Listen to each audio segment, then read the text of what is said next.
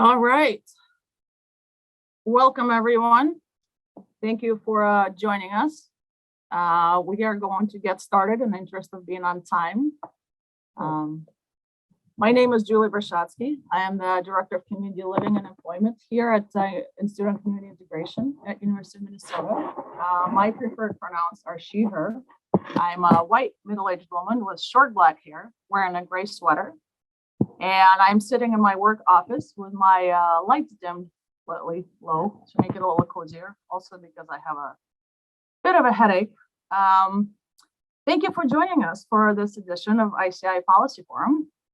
We try to do these on a regular basis, once every 1 or 2 months. And the topic today is based on the latest edition of the Policy Research Brief. It's on wage compression among direct support professionals. The Policy Research Briefs is a publication of ICI. We also try to put them out once every 1 or 2 months. They're focused on a timely and important issue, and they're usually very brief and simple, plain language. So the topic today, as I said, is on wage compression among DSPs. Some housekeeping notes. Today's forum is being recorded and will be posted on our site. Hope that's okay with everyone. Also, and this is new and exciting, today's forum is being live streamed on Facebook. So that's cool, using technology to our advantage while we can. Also exciting are today's discussants. They are Michelle Murphy from the ARC of Mid-Hudson, Mary Lou Bourne from Management Support Solutions, Sharon Lewis, and Stephen Pawlowski from Health Management Associates. I will ask them to introduce themselves shortly. Also assisting is my colleague Jack Reagan, who will be monitoring the chat. As of in all of our policy forums, this is going to be an informal discussion. So feel free to chime in at any time, either using your voice or a chat, or feel free to raise a hand. Like I said, Jack is going to be monitoring the chat and will let us know if anything comes up. We'll also have audience discussions, questions in the end, but you don't have to wait until then. Chime in whenever you want. With that, let's get started. Hopefully, all of our discussants are on. But if not, we'll give it another minute, or perhaps we'll just get started. Why don't I ask our discussants to introduce themselves, starting with Michelle Murphy. After that, I will briefly talk about the issue, sort of set it up, the issue of wage compression, what we see in the data, and then we'll launch into discussion. So, Michelle, would you like to start? Hello, everyone. Thanks for being here today. My name is Michelle Murphy. I am a staff development specialist and a direct support professional at the ARC Mid-Hudson. We're sort of upstate in New York. It's around Kingston, New York, not quite far enough north to be considered truly upstate, but not south enough for the city. I am a white middle-aged woman. I have pink glasses on, light brown hair pulled back in a bun, a blue scarf, and a black and white striped sweater on today. I'm in my living room because my building has been evacuated today. Unfortunately, we had an electrical issue. Better safe than sorry. Mm-hmm. Mary Lou, thank you, Michelle. Mary Lou. Hi, everybody. It's Mary Lou Bourne. I work with an organization called Management Support Solutions. I have really a consultant to state agencies and service providers, some kind of middle local administrative agencies as well. A lot of have a really strong interest in this particular topic, supporting the workforce and really trying to look at anything that we can do to help people feel valued, and recognizing that the key to quality, I think, is the key to quality in all services really is that relationship between the direct support professional and the people they support. So really excited to listen to and learn from everybody that's here today and share some ideas and thoughts. I am a little more than a middle-aged woman wearing dark glasses, and I have pretty white hair, and I'm wearing a dark blue sweater today. So thanks so much, everybody. Excellent. And do we have Sharon Lewis and Stephen Pawlowski on? Hi there. This is Sharon Lewis, and I am also a white middle-aged woman. We're going to have a kind of a theme here, and then we've got Stephen, who is wearing glasses. I have shoulder-length blonde hair. I'm wearing a gray sweater. For us here in Portland, Oregon, it is a cold day, which, you know, for those of you back east is nothing, because it's gotten down to freezing here. I am a principal at Health Management Associates, where I do a lot of consulting work with states, with CMS, with providers, kind of across the home and community-based system, sometimes with health plans. And often my work relates to how we develop policies and programs that will achieve state goals, which is often challenging in certain budget environments, and as states grapple with how to navigate workforce shortages and many of the topics that we're talking about today. I'm often working across all the stakeholders to try and find solutions. So I'm excited to be here today, and along with my esteemed panelists, to learn a little bit, to have some good discussion, and talk about this very, very challenging topic of wage compression. Thank you, Mary Lou. And Stephen, the non-middle-aged white woman. 2 out of 3 aren't bad, as they say, right? So middle-aged-ish and white. I'm carrying not the freshman 15, but the pandemic 15. So I'm a little bit heavier than I was prior to the pandemic starting, regrettably. And today I am wearing a sporty black and pink diagonally striped tie. The one way that we non-women can, I guess, acclimate our appearance. I'm with HMA, like Sharon. I've actually been with the organization now for about 1.5 years, but been consulting for a longer period of time. I actually joined HMA through a acquisition where they purchased my former consulting firm, Bourne and Associates. So I've been consulting now for about 12 years, and my focus has really been supporting state intellectual and developmental disability authorities in a wide variety of topics, but with a particular focus on provider reimbursement. So all of those rate setting engagements really begin with a focus on the compensation for direct support professionals. And like both Mary Lou and Sharon, a really recent interest has been, how do we take into account the qualifications, credentials of DSPs to hopefully establish a bit more of a career ladder, improve the quality of services and the like. I've worked in about half of the state's IDD authorities programs in some form or fashion during my consulting career. And prior to consulting, I was the chief financial officer of the Arizona Department of Economic Security, which is Arizona's human services umbrella organization, including managing the state's IDD program. I was in that role for about 4 years. And prior to that, I was in the Arizona governor's office as a planning and budgeting analyst over the human services portfolio of state agencies. Like Sharon and Mary Lou and Michelle, I'm very happy to be part of this panel today and looking forward to this conversation, because it's something that all states are currently wrestling with. Thank you, Stephen. As I said, this is an exciting panel, and we're very privileged to have these folks with us. So it's going to be a good conversation. Let's launch in. I'm going to sort of just introduce the issue a little bit using our brief, the actual policy research brief. I'm going to ask Jack to put the link to this brief in the chat, if that's possible, so folks have access to it afterwards. I'm just going to use sections from the brief itself, just to sort of orient myself. There's absolutely no need to read this.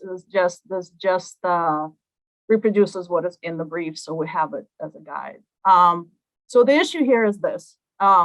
We, of course, we're all aware that the crisis amongst direct support professionals, the workforce crisis, is well documented.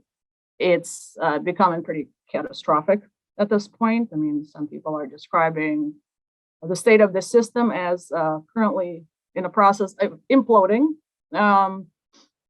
So even though, of course, the demand for this workforce is growing and has been growing for a while, the supply is nowhere near to match.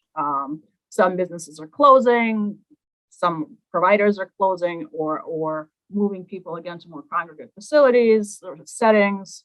It's obviously, we all know the problem.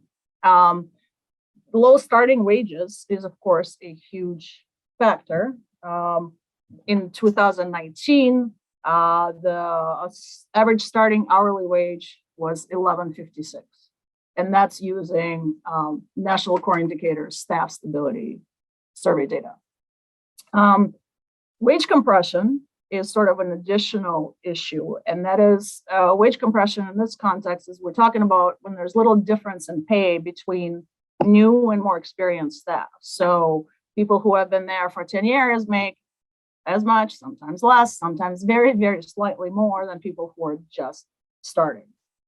This, of course, is a major problem, results in high turnover, as we can imagine, both amongst the direct support professional sort of frontline staff, but also supervisors, so frontline supervisors who are not getting wages commensurate with their experience or expertise or level of responsibility.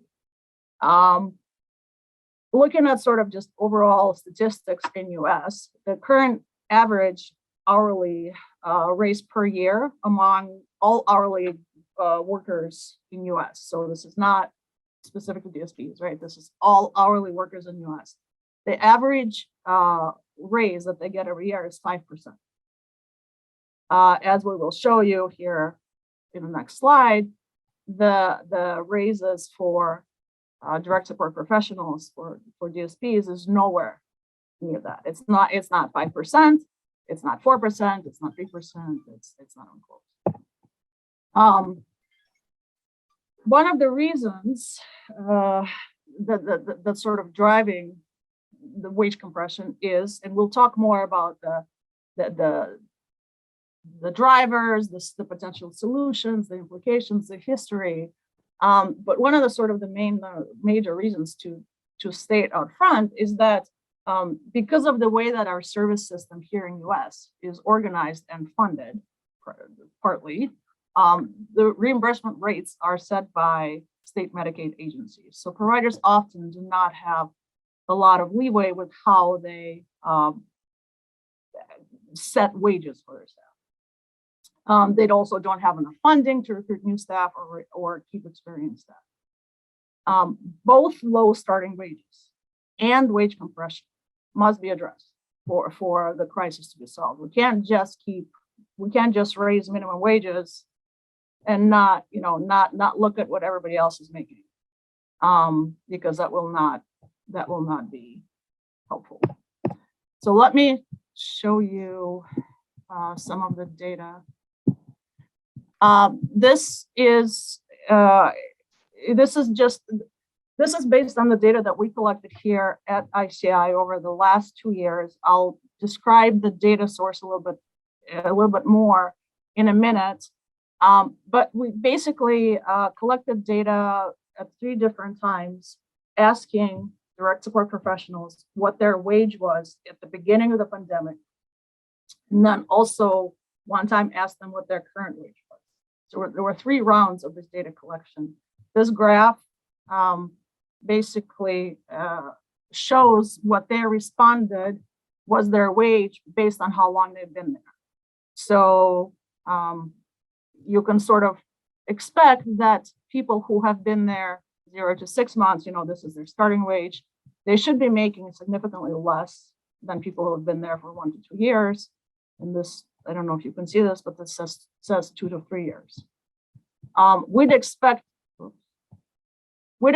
to see a slope like this going up if we were seeing at least a 4% increase in wages. So with a 4% annual increase in wages, which would be similar to what other professions are seeing, we would be expecting to see these lines like this. Instead, what we're seeing are these thick lines where people are getting the starting wage, then potentially making a little bit more after 1 or 2 years. But then if you look at people who've been there for a while now, 2 to 3 years or more, their wages are, basically the same as starting. I'm also not sure how I doodled on the slides right now, but I did, and I can't get rid of it. Ignore the doodle line. So this is the next graph, and it just presents the same type of information, but for frontline supervisors. So it's even more extreme for frontline supervisors because, again, these lines with slopes like this going up, that's what we'd expect to see if people were getting a 4% wage increase every year, like other professions. What we're seeing instead for frontline supervisors is these thick lines where not only do they not make more after a few years, but in fact, at least currently, it's looking like supervisors who have been there, who've been working at the organization for 1 to 2 years are actually making less than frontline supervisors who are just starting out. So you can imagine, well, let's talk about the impact of that in a second. But these are, you can see this in the data. You can see this problem in the data. This explains a little bit more about how we got the data that I just showed you. It's in the brief. Suffice it to say that the data are based on 3 online surveys that ICI rolled out with NIDSP during the COVID period. So over the last 2 years, the primary goal of those 3 surveys was to sort of inform policy and practice, to better prepare for future waves of the pandemic, to learn about the pandemic and the issues arising during the pandemic. But we did also collect data on wages and tenure. So we use those data to sort of look at the issue numerically.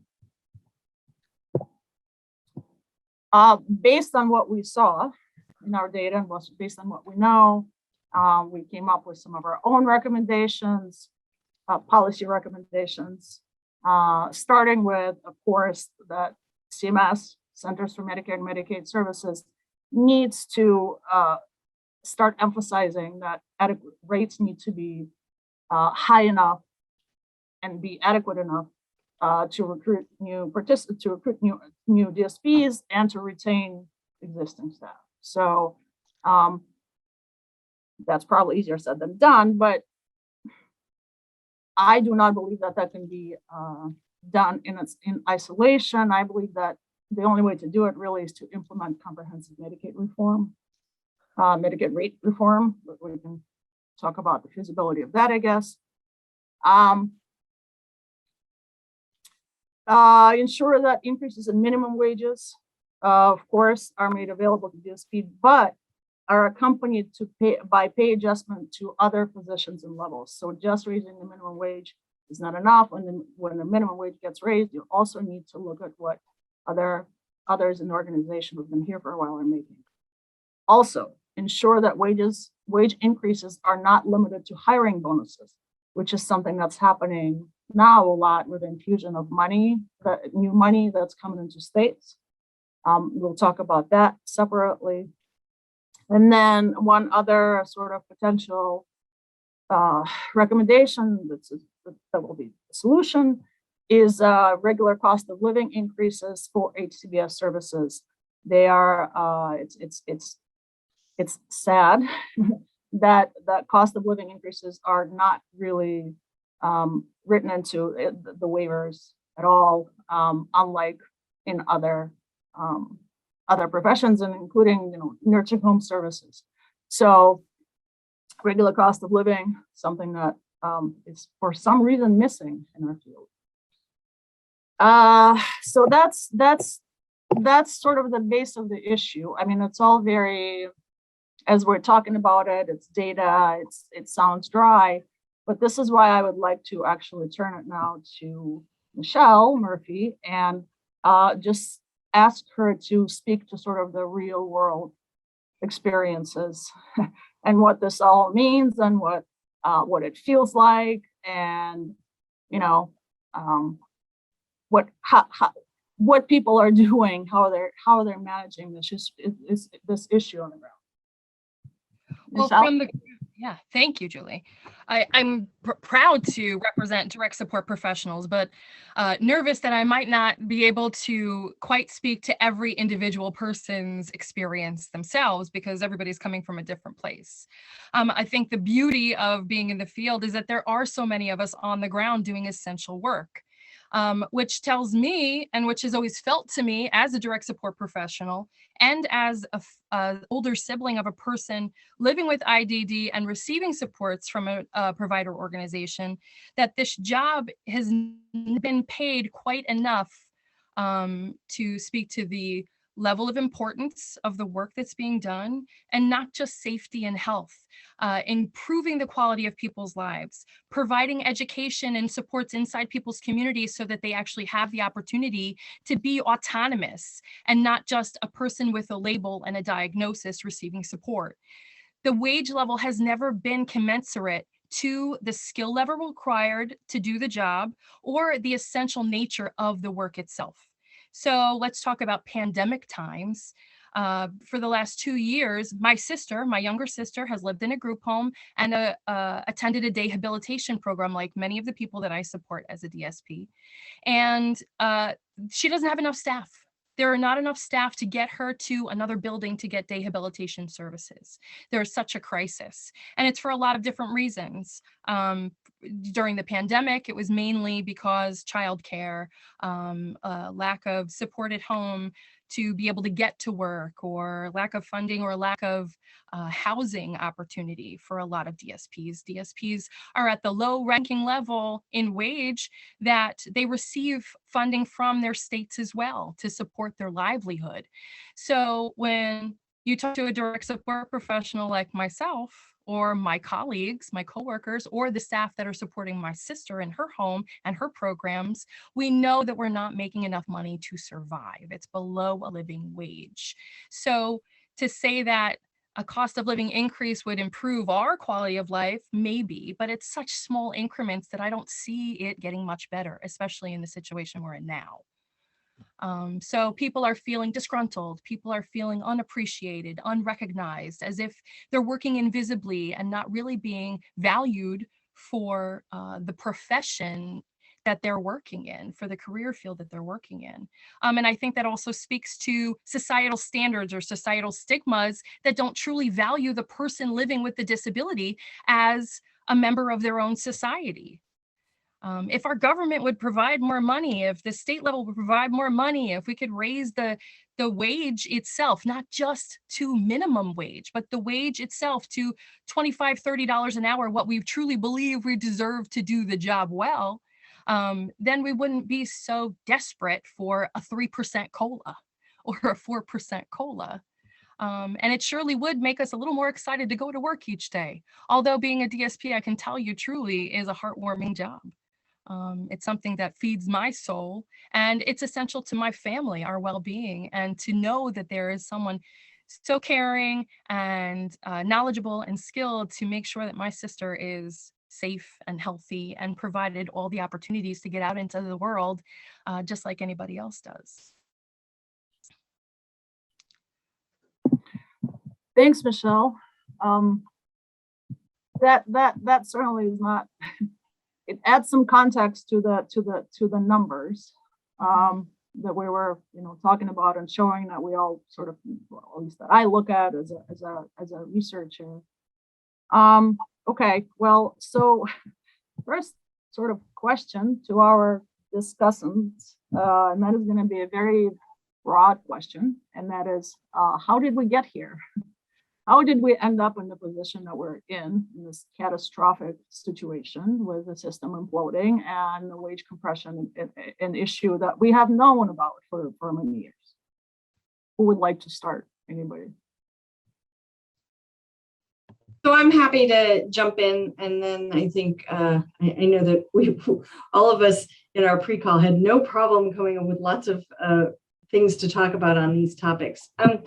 I mean, I think that this is not a new problem, right? We in the development of home and community-based services, And when I say we, the collective we across states, across the federal government, across provider systems, initially, back in the early 80s, established a foundation that was often based on a comparison to institutions, right? So we started with how do we advocate for deinstitutionalization? And often it was a cost conversation. It was, we can serve more people for less dollars in the community without acknowledging the need for quality in the communities. You know, so this is a problem that has been 40 years in the making. I think that we compounded the problem by accepting that the base wage for this workforce could be very low, and that we didn't need to acknowledge that it needs to be a career ladder and that there needs to be differentiation in the staff across a career. And that has not been traditionally how we've thought about the development of DSP wages at a policy level. The other piece that I would say is a responsibility of the federal government, including CMS, is really paying attention to the foundation against which we build rates for these services. And we'll talk more about that today, but I think all of those pieces have contributed, and this is a historical problem that's built up over the years, and it's been exacerbated at many different levels. Finally, the last thing that I think that we're seeing now, as we see consolidation and mergers and acquisitions and more private entities getting into this space, we also see some folks starting to have conversations about executive compensation, which I think is, you know, a challenging topic for those of us who've often worked in a nonprofit space, but has to be part of the conversation when we talk about wages for DSPs and frontline supervisors, and where the combination of revenue resources go in an organization. And I would add to Sharon's comment, thinking about this from the external factors that are also impacting the marketplace for DSPs, is we've been in a period as a country for a long time of having really strong economic growth. And what that's resulted in is a lot more competition for employees. So we're seeing, either through minimum wage increases that are legislated or adopted by the voters, as well as just employee demands for a higher wage, is impacting a lot of industries. But private industries have the capability to raise their prices to offset those increases, right? So if we're talking about retailers or tourism or food service, they all can just charge higher prices. As folks are aware, for HCBS providers, the only game in town is the state, right? I mean, that's paying for the lion's share of revenues. And what we've seen is that in many states, that the rate of reimbursement for providers is not kept pace with the broader economic growth that we're seeing. And then that's further coupled with some demographic challenges that we're facing as a country, right? Where you know, birth rates are down and have never recovered since the Great Recession, which isn't impacting us today, but it's part of a long-term trend where we're just seeing more and more demand for services, but fewer and fewer people available to deliver those services. And I think the result of what we're seeing across industries, coupled with the fact that we see stagnation in reimbursement in some states, is that the result is providers have had to increase their floor, right? Their starting wage has gone up, but they haven't had the resources to commensurately move everyone else up the pay scale. So pay scales have gone up, certainly for DSPs over the years, but it's only been at the starting section, right? Because that's where they've had to invest their dollars. They haven't had enough resources through reimbursement from the states to do something that's more broad-based for their more tenured staff as well. Yeah, and the only thing I would add to that, to the point that Stephen was just making there particularly, is that that really has been a big contributor to the compression of wages, because we do look at starting wage as a way to, as we get into these really difficult times for recruiting and bringing in new and more staff, because we're expanding services, we're serving more people. We've looked at the starting wage as an increase, but not overall looking at the whole workforce having that same step up. And so I think that's from a policy perspective, it's a big challenge for states. And really, I think for the whole system, because there are always more and more families who need support. And that really difficult decision around when there is additional funding available through the legislature, do we put that towards kind of shoring up and propping up the existing system? Or do we how do we address the never-ending waiting list? So it is a challenge. And typically when the recruiting has become a bigger issue to serve more people, as Stephen said, the reaction has been to put it towards starting wages, which inadvertently has been really causing this compression.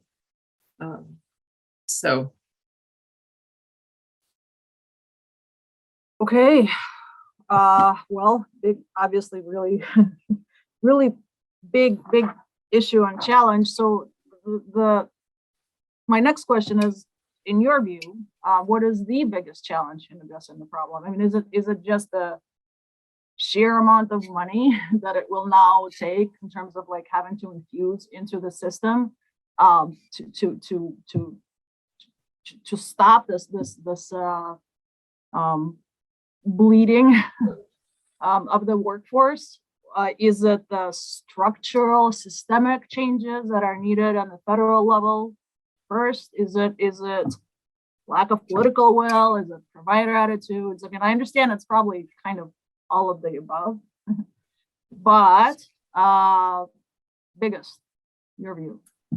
Well, my snarky answer was going to be yes, Julie.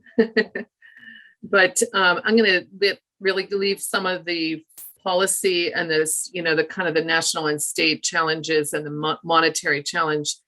Sharon and Stephen can speak much more clearly to that.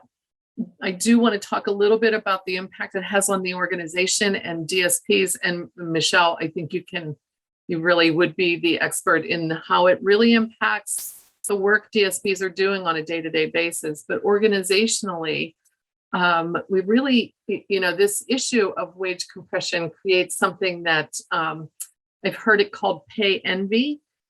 So you're almost creating this culture of us, setting up kind of an us and them, where if I'm your frontline supervisor and I've been here for a couple of years, and indeed that's why I'm a supervisor now, because I've been here more than 15 months. And there's a bump up in the pay scale for the whole organization.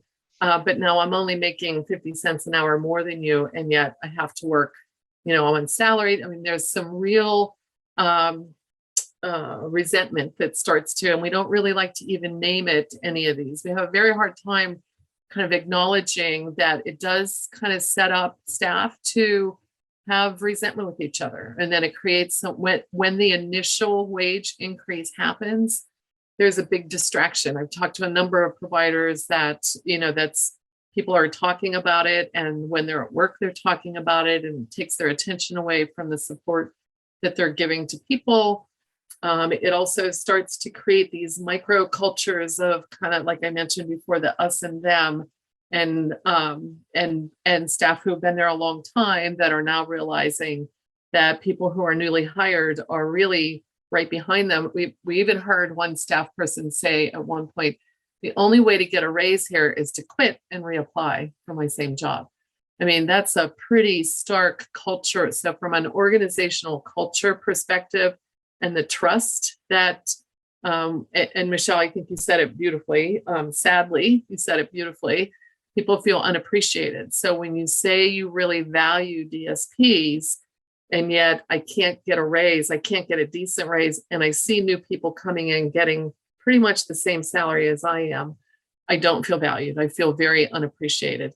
So we have to start then, and I know we're going to talk about some solutions later, but the reality of the impact on a day-to-day basis between the workers is really difficult, and is creating a lot of tension in the workplace. And I just want to touch on the very last couple of sentences that Mary Lou said. And outside of organizations, I think there's just a general societal underappreciation of the important work that DSPs do that Michelle spoke to much more eloquently than I ever could. I think there's probably disagreement on what the appropriate wage level is, but I think we can all agree that today's wages aren't it. It ought to be higher than where they're at today. And you see state government appreciating that for employees, whether they're doing social work or even public safety work, that they recognize that that's important frontline work to serve society. And I don't see that same appreciation for the work that direct support professionals do. So I think foundationally, that's really the starting point of the challenge is folks don't know what DSPs do or don't understand how critical their work is or how difficult the job is to do. And that then bleeds into policy decisions, whether we're talking about rates or staff qualifications and the like, that kind of further exacerbate the issue. And the only thing that I would add is I think that, the other challenge in all of this is because this is a Medicaid specific problem, right? Because unlike many other parts of our economy, and as Stephen noted, the home and community-based services for people with intellectual and developmental disabilities, the provider systems are rate takers, they're not rate makers. Almost every other part of our systems, there is some level of other payment, right? There, whether it's, Medicare or private insurers, or even for, frankly, older adults, private pay, that people have resources that the IDD population does not have. So we are in a closed box in terms of Medicaid systems and the resources that are available to fund home and community-based services, which is unique to our system. And I think that has to be acknowledged as part of the challenge and part of the problem, as long as we have no variation in what our payment source is. We're going to continue to have, these kinds of pressures in terms of what is the pot of money that's available. Because I think even where we've seen, states make huge investments, or even as we're seeing right now with the $98.17, the rescue plan dollars, just close to $13 billion that are coming into systems right now, that the challenge is that it doesn't create a sustained opportunity for addressing this fundamental problem of what do we pay DSPs, what do we pay frontline workers, and how do we build, I'm going to keep coming back to this idea of a career path, because I personally am of the notion that, a DSP who has worked in the field for 5 minutes and came straight out of high school, and their qualification is that they have a background check, should not necessarily earn the same wage as someone who's worked 20 years in the field, has multiple certifications, maybe has an advanced degree or a college degree, that there should be a differentiation. In most of our economic society in the United States, as a capitalist society, we value those two things differently, except maybe not so much in our field. And that in and of itself, I think, drives a big piece of the wage compression problem. And then finally, I think because this is Medicaid, it is unfortunately a state by state issue, right? I mean, I think the fact that we have, and it's a broader societal problem in terms of our economies. I mean, the fact that we still have, many states that are operating under the federal minimum wage of $7.25 an hour. That's not a livable wage for anybody. Driving any portion of our labor force. And I think that right now we're seeing disruption in that, and the, great resignation and things that are going on in terms of the workforce. But I mean, and then, when we have other parts of the country where minimum wage is now, up over $15 an hour, some regional areas where it's, $17, $18 an hour. And those floors, despite the fact that we don't want to be stuck on those floors, they matter because they drive a workforce culture that affects, especially, a set of assumptions around people with disabilities and people who are relying upon Medicaid that is unfortunate, but is the reality that we're dealing with. So I think that context matters, because I think, when you look at some states, we're seeing a significant difference in what that average DSP wage is versus another state. And I think, we're seeing in the chat, sometimes that doesn't matter in terms of the turnover, And that comes also with, back to my core talking point, which is we need career ladders and we need a differentiation in, the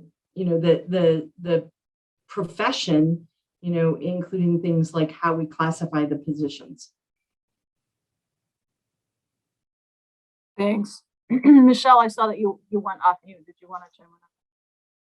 I just wanted to make it known that the insecurity for DSPs that Mary Lou alluded to, and of course that Sharon and Stephen alluded to, is a shared insecurity of the people that we're supporting as well, because they realize how dependent they are on a DSP to help them through their days, to support them through their life side by side. So it is not just the insecurity of the DSP forcing that us and then concept, it's putting us all in a box together. And I can tell you that, executives in my organization will say, I would love to pay you all more. We're just looking for the money to trickle down to us to sustain the increase in wage that's commensurate to the skill level, that's commensurate to the importance and value of the job. My parents themselves would argue that, the role of the DSP is insurmountably essential to our family culture, and the health and support and the safety of people supported. So I think it is important to mention that insecurity is shared by the people that we support. And they even begin their own movements. Be Fair to Direct Care movement was big a few years ago when we did see a small increase, but we had to beg and knock down doors and stomp our feet and, become certified with National Alliance for Direct Support Professionals or another career path, stepping up the ladders and finding credentialing services that would be supported by the provider organization in order to say, hey, I'm important. Your occupational code doesn't match the actual job description that I'm doing. Can we get on the same page there? And then maybe you'll see my profession as a profession and not just an entry-level, bottom of the barrel job, because these are actual human lives that we're supporting. And it's not just important to me, it's important to every one of you on this call now or anybody watching. And before we move on, Julie, I don't think anyone wanted just to open with the challenge being reimbursement, but it's hard to get away from that as a key factor here as well. So I'll just speak to that for a moment. Also, as folks are aware, as a general rule, reimbursement rates for services provided by DSPs are relatively low. And so if you have a wage that's predicated upon a $12 an hour average, and that's what your starting wage is, you really don't have any ability to offer that career ladder that Sharon and Michelle have spoken about the importance of. And so the answer partly needs to happen on the reimbursement side. That I don't think is the entire answer, but it's certainly a key and critical and necessary component of it. And whether that's looking at tiered reimbursement rates or even just assuring that the typical rate is adequate to allow providers to operate their own internal career ladders because of the technical difficulties about administering tiered rates, I think that has to be part of the conversation and part of the solution. But then that opens up its own subsequent can of worms, which is the cost attached to that. So we recently partnered with AMCOR, the National Provider Trade Association, to evaluate or estimate the cost of minimum wage at the federal level of $15 an hour. And this is not to advance a living wage, but simply to make sure that providers don't lose any ground. So maintaining some degree of premium above the minimum wage, but certainly not advancing it as far as I think a lot of folks would like to take it. And just that modest set of assumptions would have a cumulative cost of $10 billion annually. So that's a sizable investment. It just speaks to the size of the workforce and the number of individuals receiving services. But that is going to become one of the challenges. And that's why I think it's not only a question of reimbursement, but also then what other solutions can we bring to bear in terms of technology so that we can manage expenses and then at the same time make investments in our direct support professionals. Thank you. Thank you, Stephen and the panel. We have a lot of things in the chat. I think I'm trying to look at some of them, and I know that Jack is addressing them as well. We will have discussion time for all of us at the end as well, and some of the things in the chat will lend themselves very well to that audience discussion time. So if we could, I think we'll hold those until that time, if that's okay, and we'll read some of the things in the chat, and also you're welcome to please unmute yourself and chime in as well. Okay, I'm going to pose the next question to our discussant, and that is, well, I'm actually going to double up on this one. So we talked about bonuses. Bonuses is something that is used a lot as a strategy. So one question is, what do you think about that strategy as a solution, or at least as a gap stop, and whether it has any unintended consequences? And then sort of two, related to this, what strategies are used in other professions that we could adopt that would be important to know? And I'm thinking of, some of the things that we talked about already, competencies, career paths, cost of living increases, occupational classification. But I'm wondering, what if we can sort of actually try to delineate those a little bit and talk about why they're useful strategies in other professions. So whoever would like to pick this up. I would like to jump on this because bonuses are, yeah, they're definitely something that's desirable and something to look forward to. What I can tell you is that I've looked forward to bonuses myself and then been very disappointed when I was not, one was not made available to me year after year after year, knowing how much work and how much effort I put in. I can tell you that the bonuses that have been provided to staff over the past 2 years have been more than we've seen in the past 10. And I know that staff have purposely waited for the bonus to come out before they made their mass exodus. And so that has posed a problem for us, where we saw all the staffing crisis happen. People knew that there was a certain amount of funding coming. They were waiting for the money to come in, and then they said, okay, I'm burnt out, I have to go. So they gathered their bonus, and then they kept moving, maybe to another organization that paid 50 cents an hour more, just to get a change of scenery. Like, they're that desperate at this point. So yeah, bonuses are desirable. I don't think it's going to fix it though, because we're still backpedaling at this point. We've got people working double shifts, mandated shifts, house managers, program managers, frontline supervisors, doubling and tripling up on their responsibilities to the point where they're burning out and getting sick as well, maybe feeling like they have to wait for the next bonus before they can really bail and find another career path for themselves. So we're really in a dire strait when it comes to our workforce, motivation. So I think Michelle just pointed out that the systemic problem with bonuses, right? So from an individual perspective, honoring someone's work with additional compensation, I think, is part of what we're talking about overall. I think the challenge is if that is done through either recruitment bonuses, we are still seeing the data come in, but I think, recruitment bonuses have limited effect if the compensation doesn't follow, people don't stay. And if they're one-time bonuses like we're seeing right now, in the $98.17 and all this big push of money out, we're going to see exactly what Michelle is talking about, where individuals will accept the bonus and then they're going to move on to the best job possible. Those bonuses may or may not have an impact on longer term retention. I think from a state and from a policy perspective, stabilizing the workforce through a better compensation structure is more likely to have a long-term impact on both the workers and people who are receiving services, as well as this issue of wage compression, than trying to do one-time monies. Right now, we're seeing, as Michelle talked about, a huge tranche of funds going out there between the COVID relief dollars and the current funds that are coming in through the enhanced match at the federal level. And every state policymaker that I talk to these days is terrified of the cliff that's going to occur because these are one-time funds and are, not in a position with their state legislatures to say, yes, please, increase the overall reimbursement rate so that we can increase the wages and we can increase the frontline staff compensation, because these are funds that are not going to be available to us after March of 2024. So therefore, we don't want to create an obligation right, of the state, because again, back to this is Medicaid.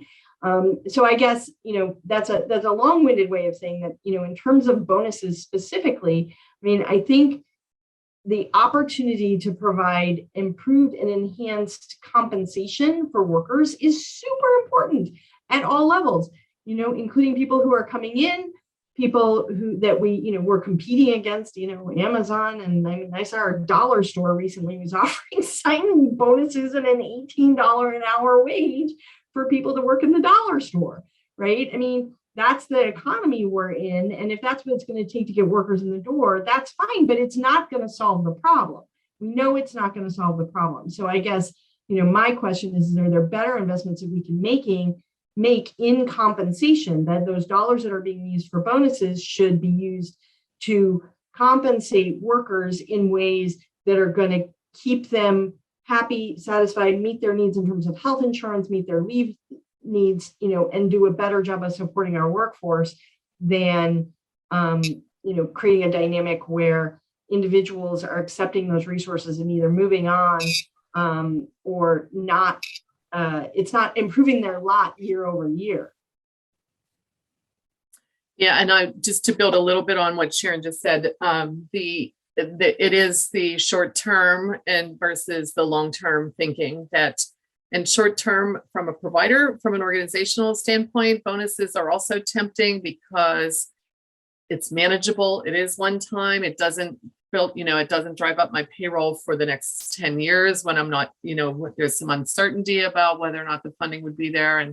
But it's something I can do for staff, but it really is a short-term fix that then ends up contributing to this idea of wage compression, because it keeps the starting wage, keeps wages kind of stagnant, even though there's been money available for that year. And so it kind of compounds the problem.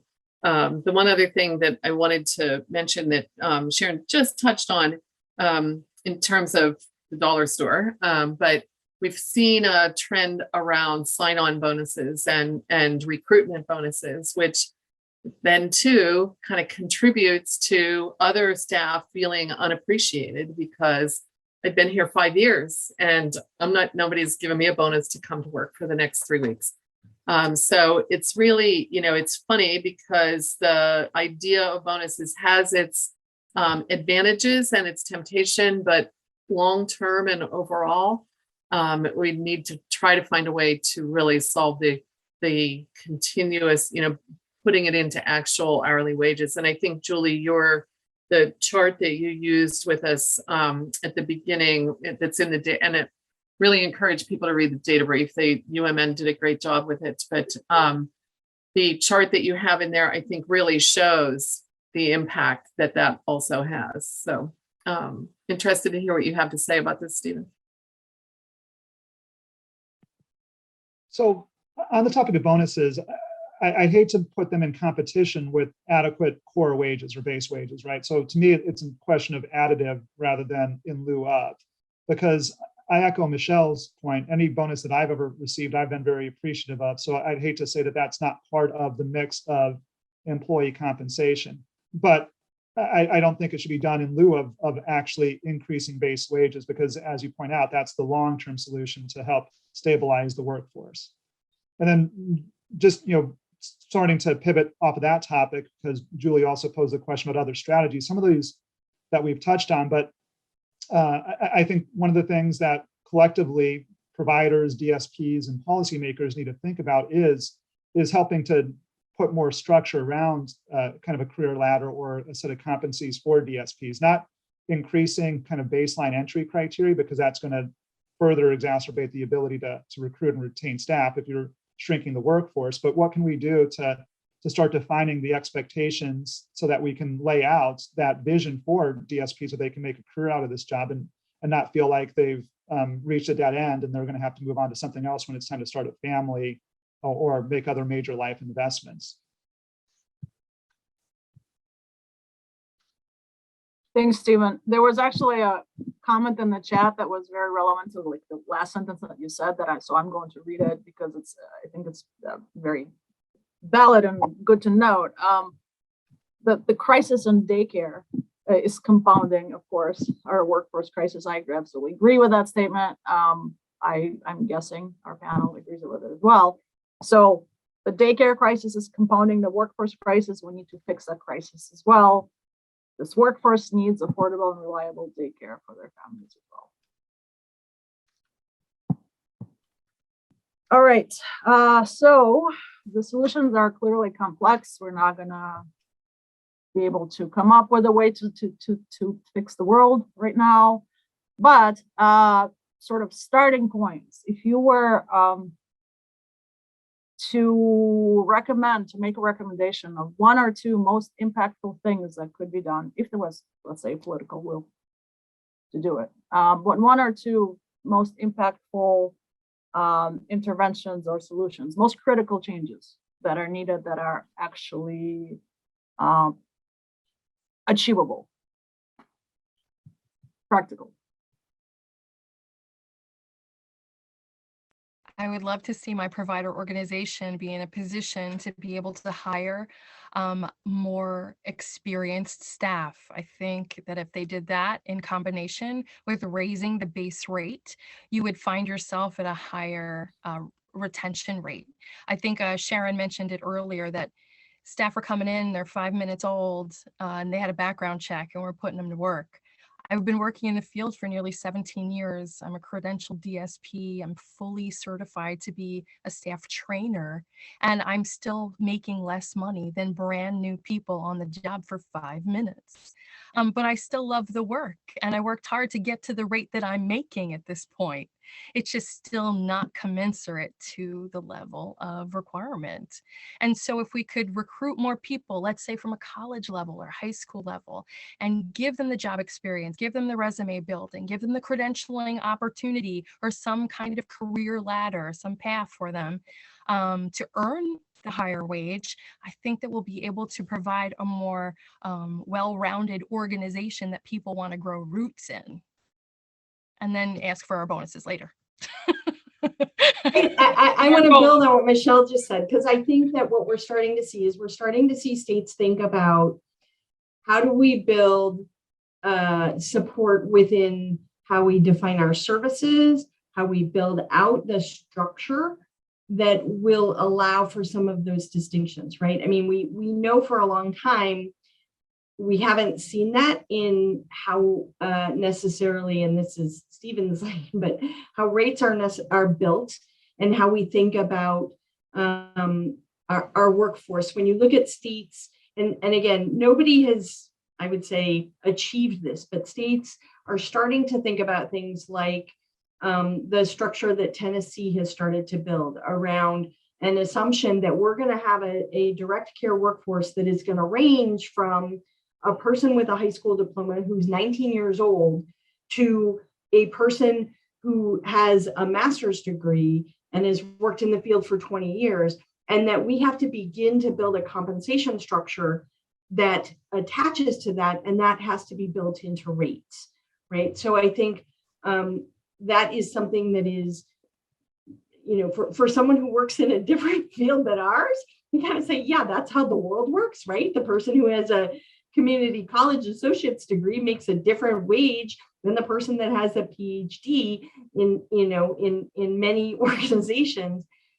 In our world, that is not necessarily the case. So I think beginning to build out those ladders, and then it has to flow into the actual delivery and implementation of programs. So that means it has to be addressed within how we think about the definition of the qualifications of workers for the delivery of services, which may create some unintended consequences in terms of also some pressure, right? So how do we, there's a little bit of a chicken and egg question of, do you raise the bar in terms of the qualifications in order to justify the higher wage, which may exacerbate some of our shortages, but ultimately maybe the long view in terms of really being able to demonstrate the profession. But I think that we have to start somewhere, right? I mean, we have the workforce shortage right now. We're not doing a good job, and we're not doing a service to DSPs or to people served by assuming the floor is, a person who breathes and can pass a background check. Becomes very hard to then argue for a $30 an hour wage if that's our core assumption. Related to that, in terms of the federal policy argument, I would say, and this was something that came up in the chat, that one thing that we do, we could advocate for, we as a broader field, is seeking the occupational category that for a DSP that actually acknowledges that DSPs are facilitators and independent living skills trainers and teachers, and have a whole range of skills that are not just ADL related and are distinct in establishing a job classification that would allow us to begin to demonstrate that this is a distinct profession that requires adequacy of wage, both at the entry level and at the level where someone has extended experience and is supervising other people.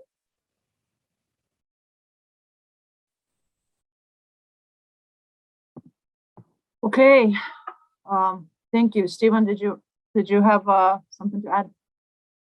Just briefly, I think one of the important strategies that can be employed on a state-by-state basis is building a coalition around the issue. And I've actually seen more of this in recent years than I've seen in, say, the 5 years prior to that I've seen providers and DSPs kind of singing from the same songbook all of a sudden and extolling the importance of rate increases and investments in DSP wages. And I think that makes a much more powerful message because, and I don't mean this to be pejorative, but legislators are used to hearing from all constituencies year after year that the money is just not enough, whether we're talking education or public safety or child welfare or any other Medicaid provider class. So I think it's important to kind of rally around the issue. It's not making just a provider-centric conversation, it's putting a real face, people who can speak to the topic from firsthand experience like Michelle can, that talk about the important work that they're doing, both, and it's important for both the workers themselves as well as the individuals receiving services. And on the provider side, it's also thinking about what sort of accountability you're willing to accept as well to further justify the request. And again, I know that the step number one is simply moving rates up to adequate, but when that starts to happen, are you willing to accept any sort of performance measurement or establishing benefit packages, offering full-time hours? It's really making sure that it's a comprehensive vision for how this investment moves the system forward, rather than just making it a question of we haven't gotten a rate increase for 5 years and look what inflation has been over that period of time. So that's what I've seen most effective from the advocacy community is where it's a broad vision that speaks to what the investment's going to get, rather than just the same old that you hear from all constituencies who are angling for surplus dollars that the states are all of a sudden awash in. Yeah, so just to wrap that up a little bit, Julie, I think what you're hearing mostly from all of us is it's a complex problem, and so it's going to take some complex solutions. And there are really solutions at every, there are pieces to this at every level, at the national level, at the statewide policy level, and really state policy as well as state financing. But then there are significant things at the provider level and the DSP level too. So looking at what Stephen just mentioned as far as a coalition, there are some states, New York State really has taken on a very, collaborative partnership with their providers, with their advocacy organizations, and with OPWDD to really kind of try to come up with what are we going to do. It's taking years, but it's taken us years to get here. So I do really agree with Stephen completely as far as having a coalition so that we kind of get past the blaming and the pointing, oh, if the state would do this, or if it's just about money. So I think organizationally, there are ways to very clearly demonstrate the value for employees that, that go beyond money. And Michelle talked about the inherent benefits that people get. A lot of people who work in the field do get inherent benefits from helping people, but they also need to feel appreciated. So there's a lot providers can do to make their staff know that they're not just feel appreciated, but know that they're appreciated regularly. So I think leadership and provider agencies really need to kind of take on that And the piece around the stigma in the community, like we collectively really need to value the workforce in representing them to the whole community. I think the other part that's really a big piece of this is figuring out where that balance is, because that, probably never going to be enough money, honestly, right? As soon as we get to $18 an hour, we're going to want it to be more. But the professionalization, I think we can't say enough about providing the support for people to feel that, again, one way to feel valued, proud of their opportunity to learn more and to grow in their work. And so this idea of competency levels and being able to demonstrate, and to say to people, well, if you do this 60-hour training at night on your own time, or when you have your own free time and you finish it, then we can increase your compensation. I mean, this workforce is working 60 hours a week to a large degree already.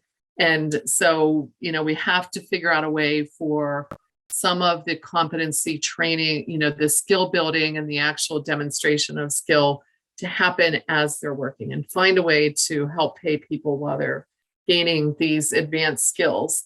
And so, kind of having a very comprehensive look at it. And I will give a lot of states credit. Sharon mentioned Tennessee, but California passed legislation recently to actually create, they're calling it Stephen, you'll have to correct, DSP Academy, I think, or DSP University. University. I always forget which it is. With tiers, and really focused on what can we do to make sure that people are recognized financially as they gain the skills, and build that into rates. But Michigan is looking at competencies. Minnesota has a set of competencies. Wisconsin, Maine, Ohio actually had a great plan in place for how they were going to link, hourly wage increases with DSP gaining skills.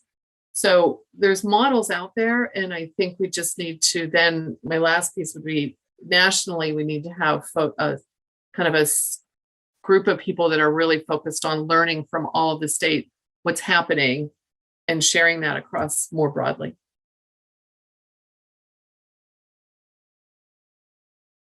Thanks, Mary Lou. I'm trying not to get I'm trying not to get too upset with this, because clearly this is not an easily solvable issue, but it doesn't mean that we can stop thinking about it. So with that,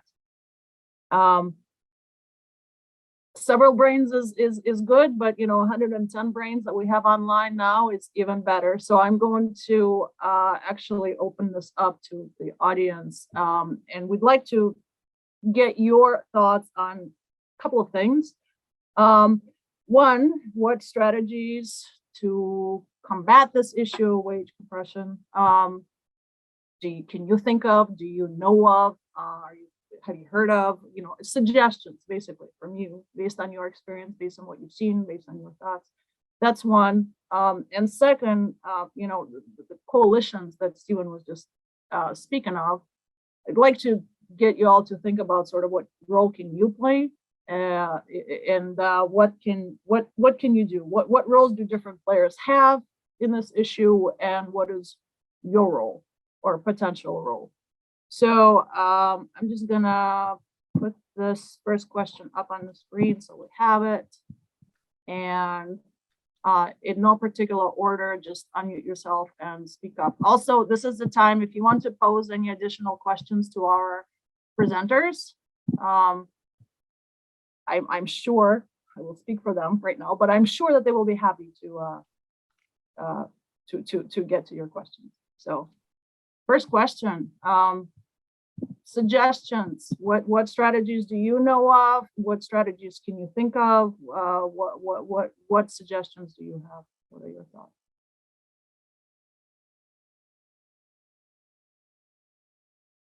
And if anybody, if people are don't want to speak up, perhaps we can review some of the things in the chat, Jag, if there's anything.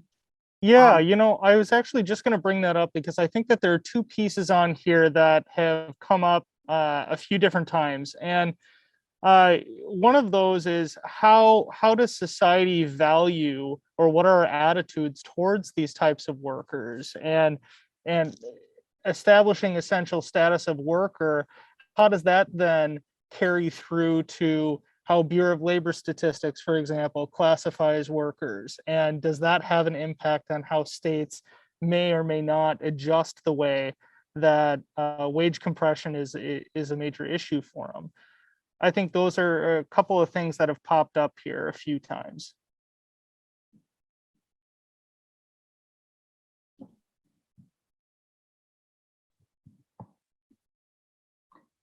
Anybody have any promising practices or strategies? I mean, so I think our panel talked a lot about what sort of the states are doing, which is a good thing. So one thing that I'm wondering is if anybody, folks are sort of keeping track of what the states are doing in any centralized way. I know that we'll be trying to do some of those reviews for state strategies that they're employing now. But this is another thing that's happening, is that we've got 50 states, all with different systems, all doing their own different thing right now. I guess it's a big natural experiment, but here's an opportunity, our opportunity to chime in while that system change is taking place, even if it is temporary for now, or at least the planning is temporary for now. This is how we affect that system change. This is our opportunity, I think. So when we spoke yesterday, Julie, I said, how did I get on this panel of fancy people? And I think we were all looking for, a bird's eye view, or a ground view. And while I don't have any fancy solutions to combat wage compression, I think I can speak a bit to these kind of conversations that we're having now on different levels, and hearing what everyone has to say and from different areas of expertise, so that it becomes a common conversation that we have regularly. So we destigmatize, we add value to the conversation, and it becomes a more societal value to talk about and to form a solution to combat the present issue, which is the wage compression. So if we can just get to the people that maybe don't understand, don't think it's important, don't really have the conversation or know much about it. I'm a DSP, I'm working on the ground, I'm keeping the wheels turning on the bus. And I'm keeping going because I can't stop, because I have to pay rent and I have to keep gas in my car and feed my children and pay childcare expenses. I have to keep surviving, and hoping that maybe someone out there somewhere will have a conversation and get these states on board with each other, as a unified force to maybe, try and change a policy, or get a solution somewhere. So continue to have these conversations and change the societal value to gear it toward supporting people with disabilities to live, a good quality life, and the people that support them to do the same. Jack, are there things in the chat? I'm sorry, I can't see. Could you see if there's Yes, we have a couple of questions that are popping up here. And I'll start with Karen's question. Which states have developed DSP competencies? Rhode Island is just starting this journey to help improve DSP wages and are looking at career ladders. Is anyone familiar with any other competencies that states are using? And Sharon, please jump in here and add to these. Karen, I would encourage you to look at a number of different states. Michigan is in the process. They have a draft set of tiered, I think they call them stacked competencies that they're looking at. So Michigan is one state you can look at. Wisconsin is also in the process. Lots of people point towards Tennessee's program that's called QUILTS. I believe it's QU, maybe small u, LTSS, I think is how that acronym is actually spelled. The one caution I have, though, is it is primarily for skilled nursing and or supports for people who are aging, but the model is that, they have a good model linking it to payments. So would need some adjusting, but Quilts is one that you can look at. And then also it's a little early to recommend California, but keep an eye on California. In a year or so, they should be much further down the line. And then again, New York has a website dedicated specifically to the DSP workforce career ladder that is broadly available. And Michelle may be able to tell us a little more about that. But so I do think, Karen, there are a number, and then Maine. So Maine is not hooking theirs yet to payments or increased wages that I know of. And if there's anybody here from Maine that knows differently, please share that with us. But Maine does have a set of expectations and basic competencies and then higher level competencies. So I'm hoping they're moving in that direction. So those are the ones that we know of. I'm sure there may be others. Yeah, I think you've listed the states that I'm aware of, Mary Lou. I think that one other, I guess, cautionary note that I would put out there is I think that what we've seen in some states is the work being done to establish the competency structure or the opportunity, whether it's College of Direct Supports or the NASDIP badges or in Tennessee, the Quilts or whatnot. And then there's the piece around ensuring that there's adequacy of funding to differentiate the pay, right? Which may not always go hand in hand. So I think the advocacy, that's one of the things that happened in Tennessee is that, Quilts was originally going to be across all the direct care workforce, and the competencies were developed with both the IDD population and the aging population in mind. But then the resources at the front end of COVID fell off the table.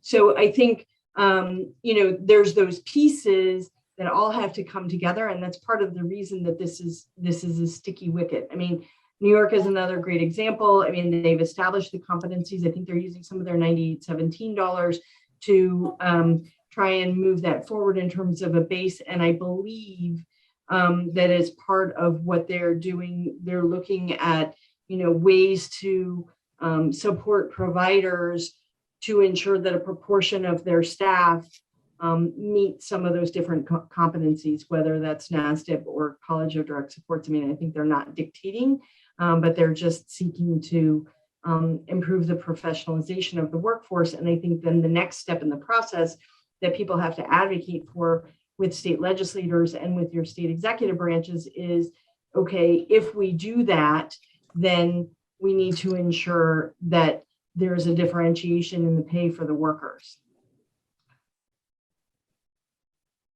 Exactly. And hopefully we'll all be turning to Rhode Island in a year and saying, wow, look at what Rhode Island has done. Karen, we have great expectations for you. We have a couple of other questions in here, and some of these are a little more specific but interesting, asking for some recommendations. Ron had asked, they have a legislative subcommittee that's trying to understand what action they can take to address the waiver waiting list. The governor just announced plans to eliminate it and take 3,200 people off the list, but providers can't hire enough people to serve those who are currently on the waiver. They're looking for a study that will help them quantify how much money is needed to sustain a quality DSP workforce, and looking for any recommendations or any studies that anyone's aware of. Stephen, that's, I think, right up your alley.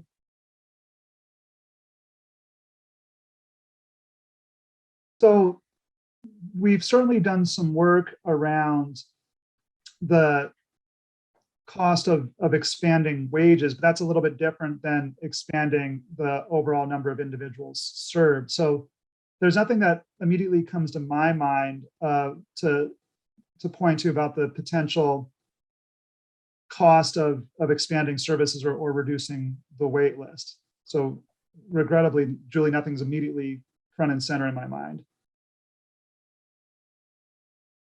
Yeah, this is Ron. I asked that question in the chat, and I'm looking for someone that can help us do a study. We've got a provider organization, 68 strong, that is looking to potentially commission the study to say, what do rates, based on what rates need to be, what wages need to be, therefore, what should the reimbursements rate be, and make a systemic adjustment to the system, because the governor's using about 38 million to take people off the wait list, but that's based on the assumption that we can serve with the current rate structure that we got in place. We can't even serve the people that are on waiver right now because providers are literally turning people away, saying, I can't find anyone to staff you because the rates are so low. We have tried to go ahead and use employee retention credits to increase our starting wages, which 2 years ago were at $10.50 to $15 an hour this past July, which has helped us with some recruiting. It has caused wage compression, but our goal is to go to the managed care companies who are now managing in our state the waiver program and saying, look, if you want us to continue to be a provider in your network, we're going to need rates that can sustain these more livable wages. We're still not there yet, but our thinking is if we could do a study that says, okay, let's start with the assumption of livable wages and a career ladder. What does the adjustment need to be in the overall spend by the state in order to support that kind of a structure? And I'm looking for someone that could maybe help us with that study. Well, so that is what me and my team spend a lot of time doing, is looking at provider reimbursement rates, particularly for the IDD services. So I'm happy if you want to set up a time, we can chat, and whether or not we want to contract. At a minimum, I can provide some input and guidance in terms of how I think that you can tackle that. That would be great. I'll circle back afterwards. I would appreciate that, Stephen. Yeah, absolutely. And Ron, I'm going to read an earlier chat message that you put in towards the beginning, if that's okay, because I'd like our panel to react to it as well. And that is when you gave the policy idea, which is, I'm just going to read it, crafting model bills that can be introduced at the state level that puts into statute a rate setting methodology based on the assumption of competitive livable wages with a career ladder position classification. Thoughts? So I'll jump in on that one to start with quickly as well. I would maybe even bifurcate that to me, that's two different topics that you want to tackle perhaps independently. The first is how, and that's to what you just brought up, Ron, is how do we get the existing rates to be sufficient to allow you to recruit and retain staff and deliver high quality services? I mean, that's job number one. And once you get there, then it's a secondary question about how do you maintain that over time? Because we've set rates in a dozen states over the years, and they've been implemented in almost every state. And more often than not, it's resulted in big rate increases, although some folks in this call might know of some exceptions, but overall, they've generally resulted in rate increases. But then nothing happens for 3 and 4 and 5 years. So we're back to exactly where we started from, making that first investment. And then it becomes a much bigger bite for the legislature to chew, but you have to tell them, well, you haven't made any investment for 4 or 5 years. What do you expect? It's not going to be a 2% increase when we go back and take a look at it a second time. So, I think job number one is saying, well, let's ensure the adequacy of rates today. And then job number two is how do we maintain those over time so that they don't become stagnant? And although I think a lot of us on this panel have touched on it, there are a number of examples of other Medicaid classes where that's the way business is done. It's not true in every state, but if you look at nursing facilities and hospitals and managed care organizations, an expectation of inflation or a COLA is really built into their reimbursement rates, and there are regular updates. So that's, I think, one of the angles to take is these other provider classes get regular reviews of their reimbursement to make sure they remain current. And the same thing needs to apply to HCBS after we establish a sufficient baseline. Yeah, because I think that we have seen states that actually have legislatively mandated periods of review as it relates to rates. So if you look at Colorado, if you look at Pennsylvania, they have requirements for home and community-based services. They may not have the periodicity that people may like. I think Colorado is 5 years, but Colorado also has a COLA built in.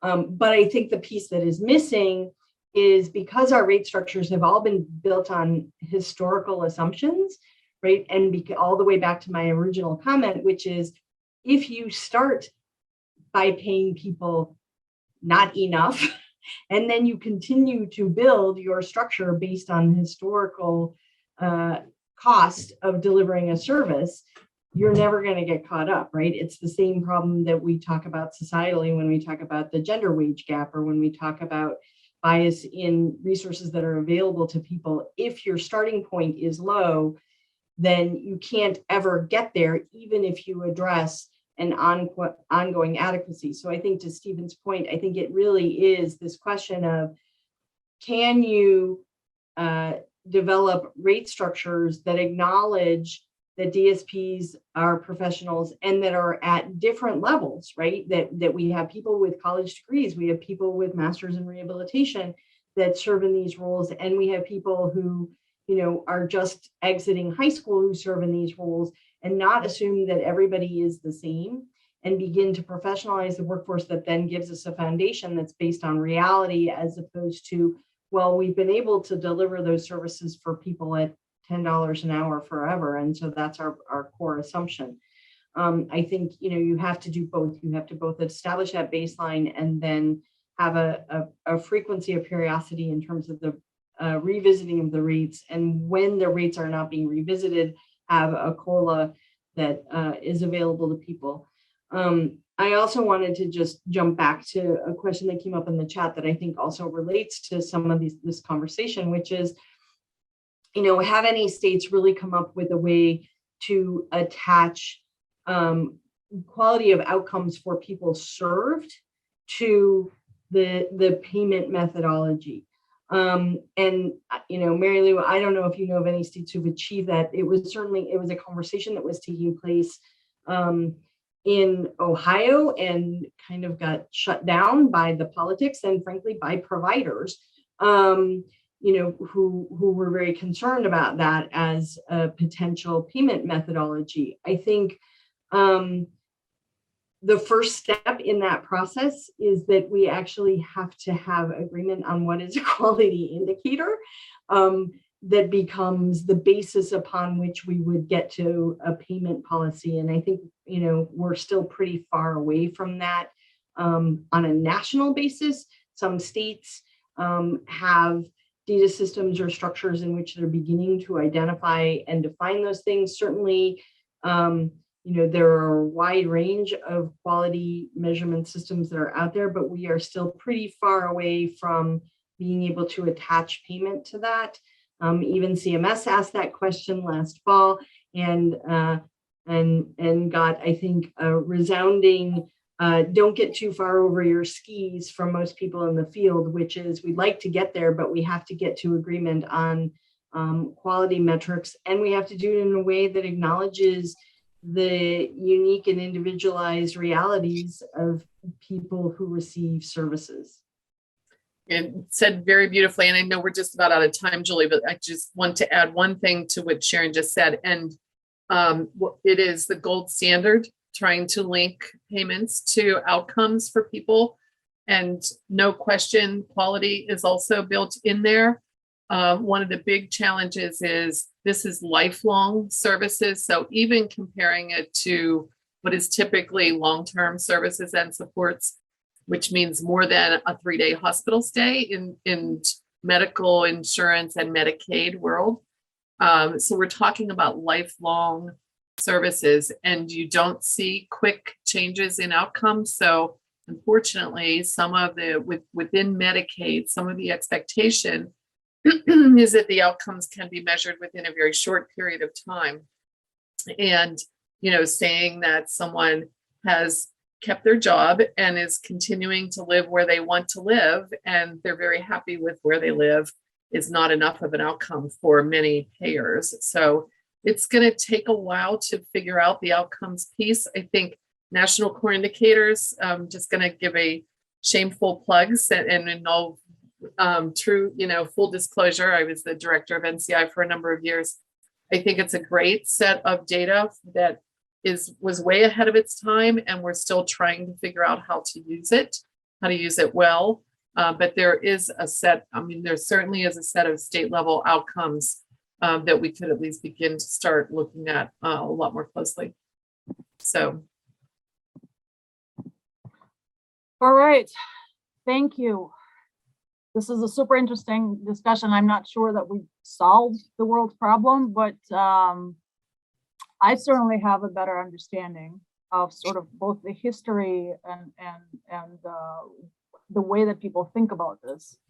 We're not going to have time to sort of for the last discussion question about roles, but I would ask that as we all leave, we think about what our personal roles can be in this, and the issue of the imploding system in general, whether it's just getting information to people, whether it's just telling stories and getting people interested, whether it's actually providing some solutions, whatever your role can be around creating those coalitions. I would encourage you to give some thought to it, because this is not getting better by itself. Here's our contact information for myself and Jack with questions, ideas, or comments. Our next policy forum will likely be sometime in March. So keep an eye out for sort of information on what the topic is going to be and the details. This recording will be posted shortly if anybody wants to spend another hour and a half of their life rewatching this. But it will be up on their website for the record. And with that, thank you very much. Have a good rest of your Wednesday and a good rest of the week. Thanks a lot, everyone.